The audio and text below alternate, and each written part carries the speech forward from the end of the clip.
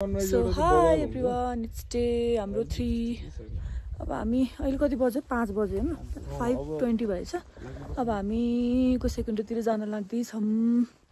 एकदम धेरै चिसो छ रातभरि पानी परेर. यो चाहिँ लाङटाङ हो है. कस्तो हुँदैछ अलिअलि गाह्रो तर रमाइलो हैन. भ्यू हेरौँ न उता view. Oh wow. Look at the view, guys. Oh. बल्ल बुद्ध मन्दिर आइपुग्यो. Oh my god. सासै फुल यति चिसो अनि यति चिसो हावा चलेछ यहाँ. उताबाट आएको हामीले ठ्याक्कै 1 घण्टा लाग्यो. लौरी बिनाबाट हाम्रो साथीहरू आउँदै हुनुहुन्छ 3 जना. हिमाल चाहिँ यस्तो घाम लाग्यो यस्तो राम्रो देखिरहेको. बोल्नै सके होइन चिसोले. यो चाहिँ बुद्ध मन्दिर. हामी चाहिँ झरनामा आइसक्यौँ. भ्यू यस्तो छ. अब यो डाँडाको चढ्नु छ हामीलाई फेरि. यो चाहिँ भैरव कुण्ड हो. बल्ल भैरव कुण्ड आइपुग्यौँ. अझै उता माथि छ गोसाइकुण्ड. कति राम्रो. एकदम धेरै हावा चलेछ. एकदम धेरै चिसो चिसो छ. पछाडि आउँदैछन् हाम्रो टोलीहरू. हामी छौँ गोसाइकुण्ड.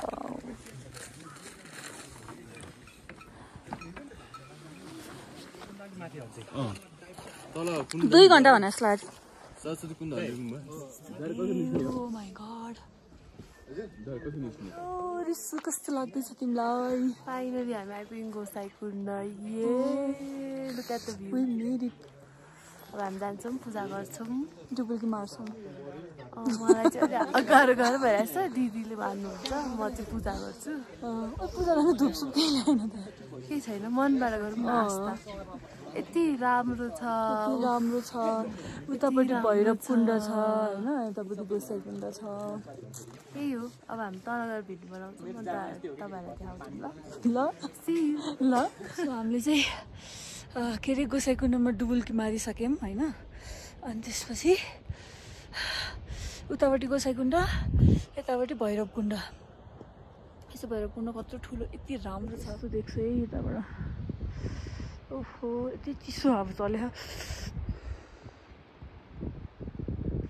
भगवानको दर्शन पनि गरिसक्यौँ. हामी टिका पनि लगायौँ. टिका लगाएर हाम्रो सफल भयो गोसाइकुण्डको यात्रा. एकदम रमाइलो एकदम राम्रो. मान्छेको रक्षा गरेर यहाँसम्म ल्याइदिनु भयो. यसो घुमौँ त कति प्रिटी छ. ओहो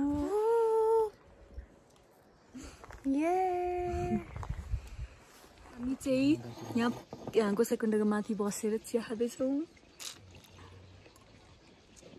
आउनुहोस् तपाईँहरू नि हुनु. त्यहाँ चाहिँ गोसाइकुण्ड. हामी यहाँ. Oh my God this is best view ever. गोसाइकुण्डबाट फर्केको. अब दर्शन गरिसक्यौँ.